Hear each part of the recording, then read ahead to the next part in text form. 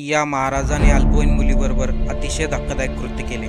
वारकरीचे शिक्षण देणारे या महाराजाचे हे कृत्य ऐकल्यानंतर आपल्याला वारकरी महाराजांवरती विश्वास ठेवणं कठीण जाईल.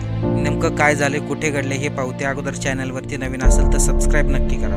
ही घटना घडली आहे छत्रपती संभाजीनगरमधील कन्नड तालुक्यामध्ये. कन्नड तालुक्यातील हातनपूर भागामध्ये गेल्या 10-12 वर्षापासून दादासाहेब आकोळकर वय वर्ष 67 हे वारकरी संप्रदायातील महाराज एक आश्रमशाळा चालवतात.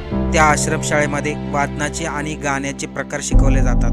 20 तारखेला रात्रीच्या दरम्यान आश्रमचालक दादासाहेब आकोळकर यांनी आपल्या खोलीमध्ये एका अल्पवयीन मुलीला बोलवले आणि तिच्यावरती लैंगिक अत्याचार केले. आकोळकर यांनी त्या मुलीला धमकी दिली, कोणालाही सांगितलं तर मी तुला शाळेमधून काढून टाकेल. त्यामुळे मुलीने 2 दिवस कोणालाही सांगितले नाही. मात्र तिसऱ्या दिवशी आपल्या आईवडिलांना या घटनेबद्दल सांगितले. पोलिसांनी तात्काळ आश्रमचालक दादासाहेब आकोळकर यांना ताब्यात घेतले आणि पुढील घटनेचा तपास चालू